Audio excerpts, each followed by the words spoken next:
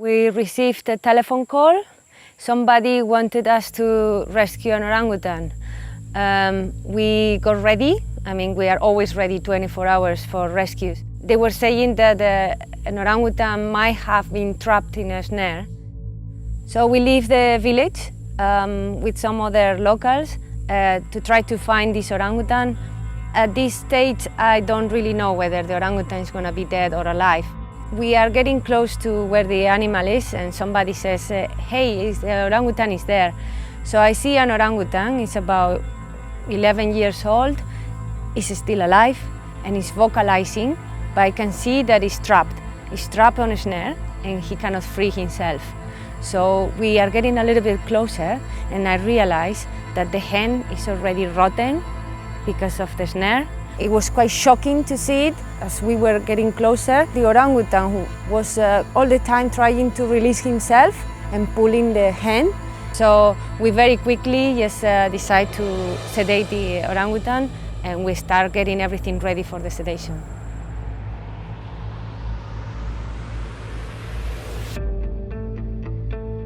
We walk as fast as possible back to the village, and when we arrive there, there is already a crowd of people waiting for us. At that moment is when I see the guy who had put the traps, and I approach him and I tell him, I really hope that you realize, how bad it is to put traps. And then he says, I feel quite guilty, I didn't want to trap an orangutan. I'm looking for deers and wild boars. But this is exactly the reason why traps are so bad, because any animal can get trapped on them. We decide not to lose any more time and go back to Ketapan as soon as possible.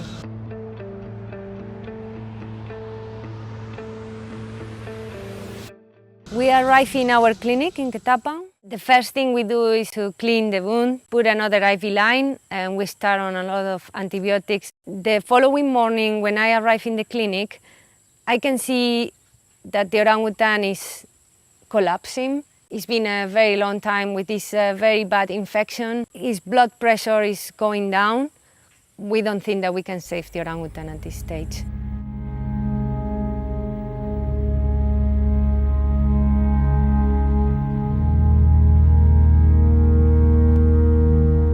We continue the intensive care for another 24 hours. These 48 hours were really critical. It's about the third day when the animal is still alive.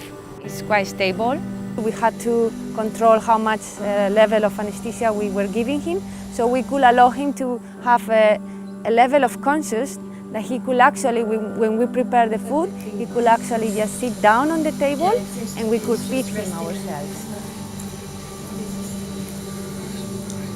It's a wild orangutan that is being fed by us. He is receiving food from us. Good boy.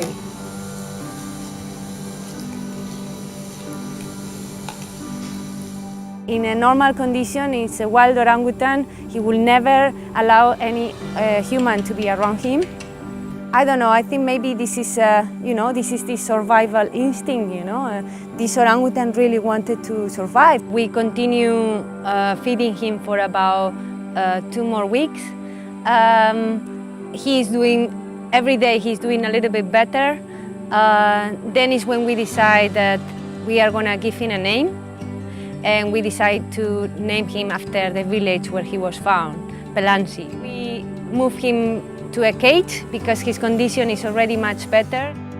We knew that we had to amputate the hand of this orangutan, but it's only now when we realize that this is actually the time that we have to start preparing for it. For that, we call Dr. Paolo Martelli, who comes from Hong Kong to help us with the surgery. If the arm can heal well, the chances for him to be able to be released are much higher. We know that we have to continue the treatment for at least 6 months more, and during this period of time we have to carry out routine checkups. So we have to sedate Pelangsi and take radiographs, control the wound.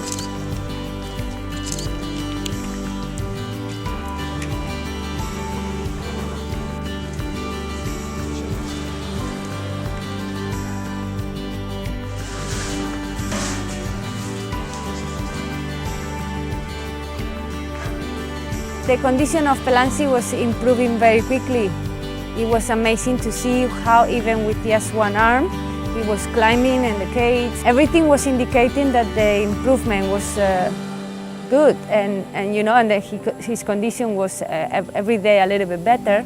This is the time that we can actually think of releasing Pelangsi. For the release, we have to carry out a behavioral assessment. We have to find a location that is suitable for the release of Pelangsi. We decided to carry out these habitat surveys in Pematangadung forest. We are hoping that with this release project, we can also raise awareness about this forest to get it protected. It's been already 8 months. Pelangsi has been all this time in a cage. He started to look like a captive orangutan, not interested in life. If we wait too much longer, maybe Pelangsi is not going to be able to be released.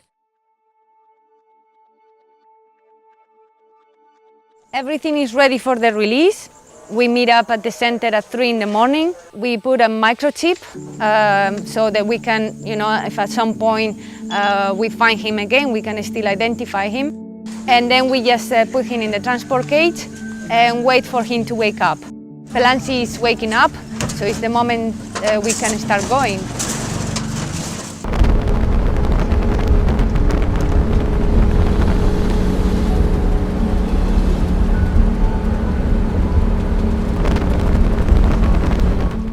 We arrived at IR camp in Pematangadung forest, where the team is waiting for us. It's very difficult, the access. We have to put the cage in a small boat.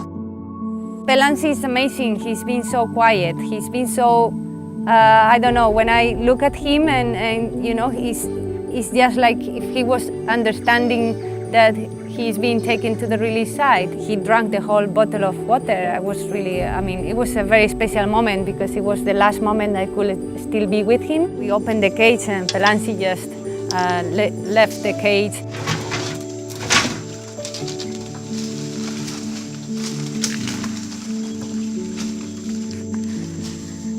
He climbed up the first tree. At some point, he stopped. He looked at us. Some people were saying, yeah, he's looking at us to say thank you, I don't know, maybe he was saying thank you, or maybe he was saying, yeah, I had enough of you. Finally, I'm free again.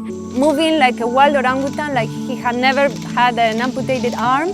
He started vocalizing, and that moment it was amazing.